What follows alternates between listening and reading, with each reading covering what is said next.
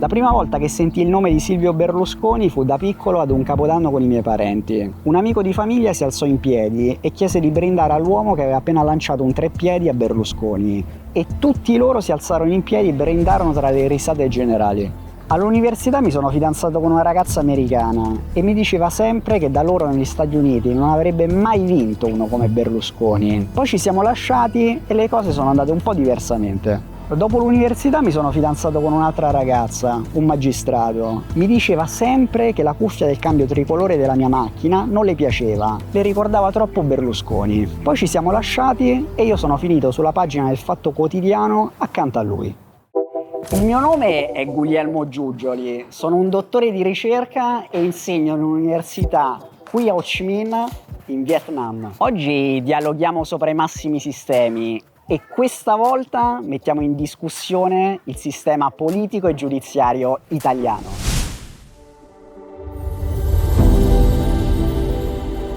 Su Silvio Berlusconi ognuno di noi si è fatto la propria idea e probabilmente discuterla è inutile. Quello che invece possiamo fare magari è porci delle domande per capire insieme se il sistema politico e giudiziario in Italia funziona. Potremmo affrontare la questione da un punto di vista morale. Alcuni magari rinfaccerebbero a Berlusconi i suoi famosi festini ad Arcore, però se ci pensate sarebbe un po' come valutare i magistrati per quello che combinano nel tempo libero a Scandicci durante la scuola superiore della magistratura. Allora proviamo a mettere da parte l'ambito morale ed affrontare la questione da un punto di vista della competenza, della bravura.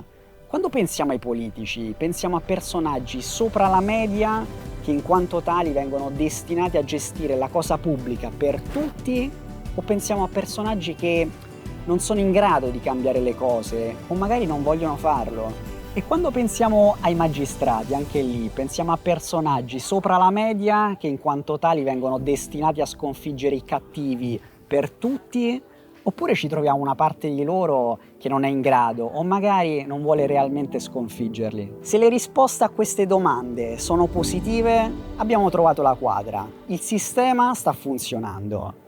Ma se invece le risposte sono negative, allora probabilmente c'è qualcosa che non va.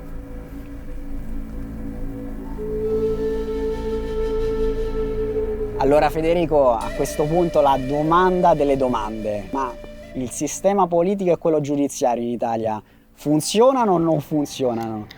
Ma guarda Guglielmo, non vivo in Italia da tanti anni, quindi non posso risponderti con piena cognizione di causa.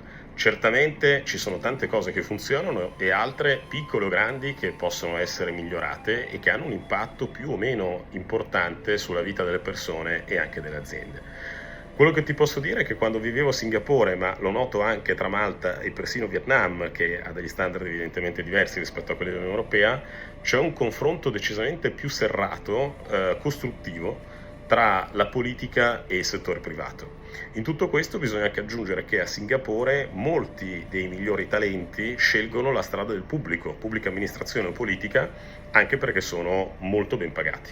Sì, in effetti Federico, se ci pensi, in un sistema attuale in cui i politici vogliono fare i magistrati e i magistrati vogliono fare i politici, bisogna anche dire per noi cittadini che è un po' difficile interagire con questi personaggi, perché molto spesso frequentano solo persone delle loro stesse corporazioni o che molto spesso magari la pensano esattamente come loro. Sarà che nei paesi che ho menzionato, Singapore, Malta e Vietnam, faccio parte della business community degli expats e quindi ci sono assise ad hoc per incontrare i massimi vertici delle istituzioni. Però mi pare che non sia così complesso in questi paesi interloquire con loro e formulare delle proposte seguendo le dovute procedure del caso. Che altro dire Federico? Grazie davvero per il contributo e speriamo magari, perché no, che nel nostro piccolo abbiamo tracciato una nuova strada da percorrere. Allora proviamo a riavvolgere il nastro. Probabilmente politici e magistrati diventano supereroi con la S maiuscola nel proprio nome quando padroneggiano 3 caratteristiche. Innanzitutto la prima, prendono ordini solo dalle loro teste e non dall'alto come dei semplici burattini, perché vogliono realmente cambiare le cose. La seconda, tutelano gli interessi non delle loro corporazioni, ma quelli nostri. Pensano alle prossime generazioni e non alle prossime elezioni. E l'ultima, ma la più importante, finiscono la loro missione uscendo dalla politica o dalla magistratura più poveri di prima, ma il paese è molto più ricco. Ah, dimenticavo, se alcuni dicono che Silvio Berlusconi è un criminale, che Silvio Berlusconi ha preso i soldi da Cosa Nostra, mentre gli uomini e le donne della giustizia sono i supereroi, forse la domanda che ci dovremmo porre è un'altra. Ma quando hanno arrestato Totò Riina, il capo dei capi, perché la giustizia italiana ha aspettato ben 18 giorni prima di perquisire il covo del boss di Cosa Nostra? Puoi parlarci dei tuoi problemi, dei tuoi guai. I migliori in questo campo siamo noi. È una ditta specializzata, fai un contratto e vedrai che non ti pentirai.